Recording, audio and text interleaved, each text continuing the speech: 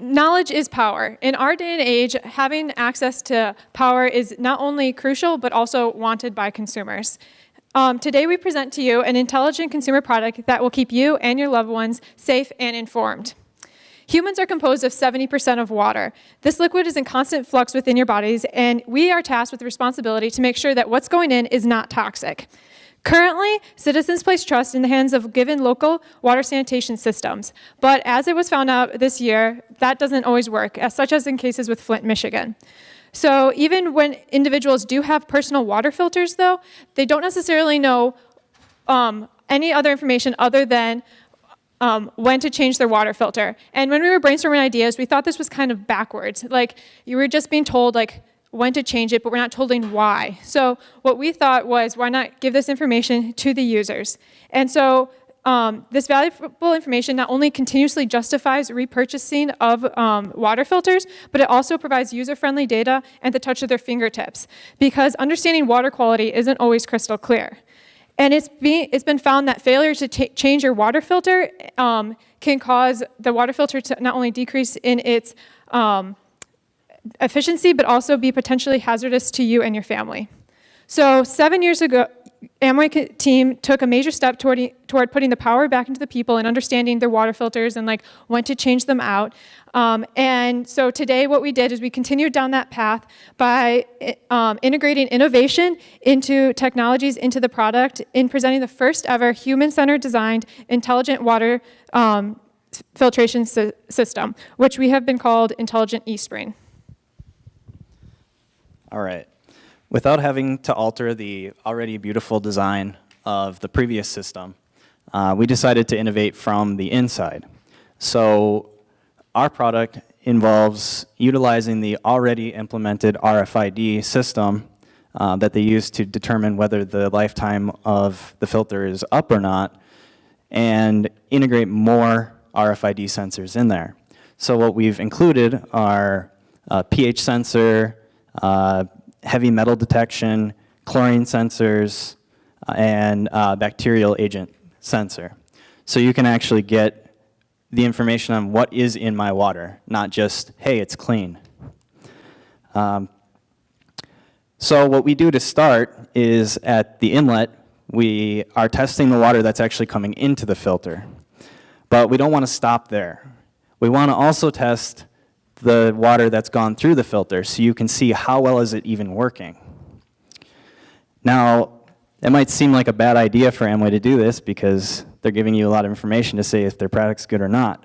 But their confidence in their product and how well it has exceeded all of the industry standards support that this will actually give the users much more confidence and much more willingness to trust the product. So how do we actually implement this is, like I said, with the RFID sensors. You might think that that would cost a significant amount. But actually, passive RFID sensors start out at around 10 cents a piece. And the ones that are a bit more intricate can go up to about $10. So our estimated cost for the filters is an added $30.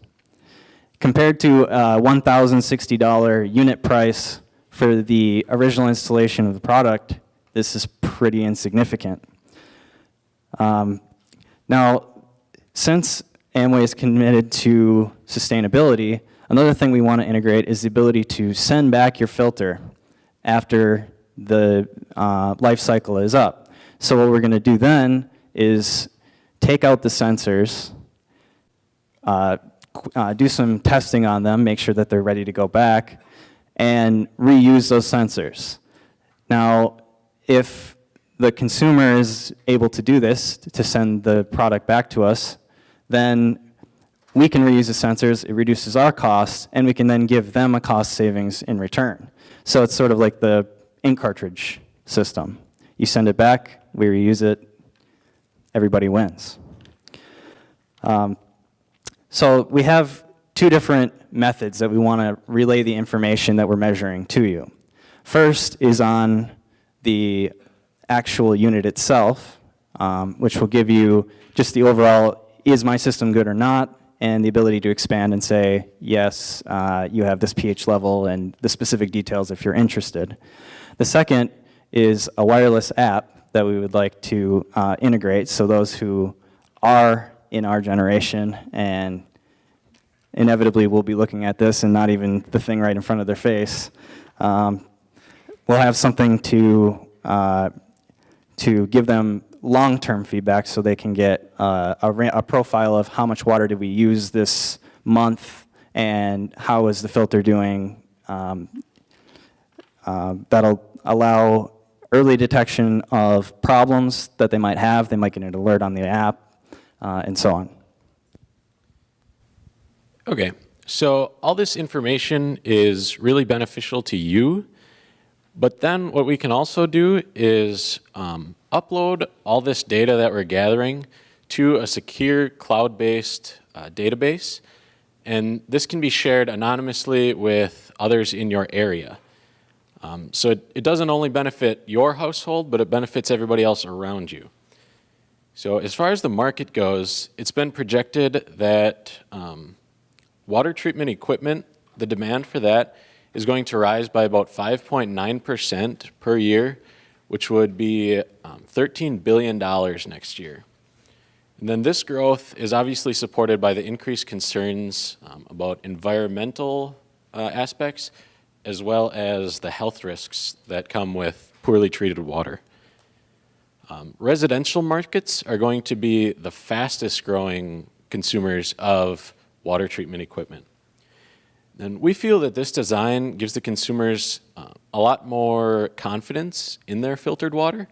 And we think that we can bring some customers over from the $13 billion a year water bottle industry by giving them that confidence in their filtered water. Because let's be honest, it looks about the same on each side of the filter. You don't really know what's going on. And then smart home technology has also been used. We've all seen it with refrigerators, TVs, temperature control. A lot of things in your home are going towards smart technology. That's already a $20 billion market, and that's looking to expand to about $58 billion over the next 4 years. And we think that your filtered tap water could be a big part of that. So our target consumer is definitely in that growing population, the homeowner. But we see this technology being able to not only be something you can trust, but be the only thing that you can trust when you have situations where you're not sure exactly what the water supply looks like. So this could definitely be used in international travel, where you really have no clue what's going on with the water there. In hotels, where you want to make sure you don't want to have to buy a case of water every time you go to a hotel. Definitely any other unfamiliar water sources. We have hospitals up here that depend on a higher quality of water. Cool. So thank you for listening to us today. We're excited to present this to you. We really believe that smart technology is the future, and we think that the next step for Amway is adding smart technology and user data to their product line that's already top-notch is really the next step. So through offering a wellspring of knowledge to consumers everywhere with intelligent eSprings, we encourage you to join us on the journey for knowledge that you can taste. Yeah, cool. That's it. Questions?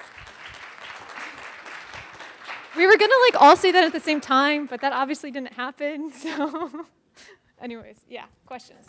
Are the sensors you envision off the shelf, or are they already available? Yeah, we're gonna use pre-existing sensors. We're not gonna have to create a whole sensor department within Amway. We don't think, why reinvent the wheel, right? They're already mass manufactured, inexpensive, they're proven with quality. It's definitely something that would have to be looked at in terms of the supply chain, right? And also the quality aspect of it, but it's not part of our design to have them create that additionally. So do you have a feel already for which pollutants the sensor would actually go for? Is it going to be basically a set list of pollutants? Yeah, so we did a bunch of research on what not only will affect human health, but also is what's most commonly found. So that's hard metals, which can be most of them can be found within the same sensor. We looked at bacteria, which is like one sensor, and then like we're gonna have basically like 3 or 4 sensors. We're not exactly sure about like the cost and like the optimization point, but Andrew wants to talk, so I'll let him also answer it. Yeah, so some of the sensors that are used currently, generally it's a disposable basis that they test water, but obviously for this purpose that's not going to work. So there are some really cheap methods that they use to test water now already, and there are standards in place, like for example the conductivity of the wire or the water, and that allows you to know what kind of ions, pH, that sort of thing, pH by itself, temperature, chlorine concentration, all these things. There are RFID sensors out there already, and whether there are a few that we had mentioned. The bacteria sensor is actually not on the market, but it has been thoroughly investigated, and so someone who actually had the facilities to manufacture it could go about doing that fairly easily. So I choose to spend $1,200 on this product as opposed to spending $1,200 in water bottles, where you could have basically enough water if you drink 8 bottles of water a day to last you over 30 years. Right. So if you actually do the calculations, like even the cheapest water bottle is like 11 cents a pop, right?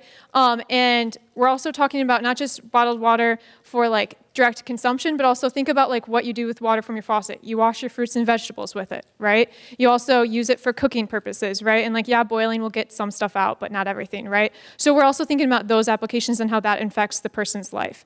On top of it, yes, I agree with you, it might seem really expensive for water filtration, but there is only the filter cost that you're gonna have to rechange, and that's yearly. And so like after a year or after 2 years, it's like it pays back itself super quickly. And you have like the peace of mind of also knowing like when I'm watching my tomatoes, I don't get like iron on it or lead, you know what I mean? So that's also why.